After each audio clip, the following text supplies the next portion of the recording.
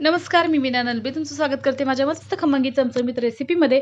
तर आज मी तुम्हाला बनवून दाखवणार आहे मस्त धाबा स्टाईल पनीरची भाजी. त्याला मग रेसिपीला सुरुवात करूया. इथे मी कढई ठेवली आहे. मीडियम साईजचे 2 कांदे कट केलेले आहेत आणि हे कांदे छान परतून घ्यायचे आहे गोल्डन रंगापर्यंत. ह्याच्यात 1 टोमॅटो घालायचा आहे, 2 हिरव्या मिरच्या घालायच्या आहेत, थोडंसं आलं लसूण घालायचं आहे आणि हे छान परतून घ्यायचं आहे. ह्या परतण्यासाठी आपल्याला थोडंसं मीठ घालायचं आहे, म्हणजे आपल्याला पटकन परतण्यात मदत होते. 5-6 काजू घालायचे आहेत.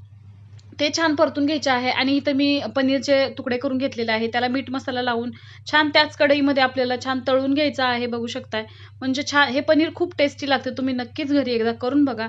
इथे मी वाटण केलेलं आहे आणि कढईमध्ये 2 चमचा तेल घातलेलं आहे. हे वाटण छान तेलावर परतून घ्यायचं आहे आपल्याला. याच्यानंतर 2 चमचे तिखट घालायचं आहे, थोडीशी हळद घालायची, चवीनुसार मीठ घालायचं आहे. अर्धा कप दूध घातलेलं आहे, थोडासा किचन किंग मसाला घातलाय आणि थोडंसं पाणी ॲड करायचं आहे. इथं आपली भाजी बनवून रेडी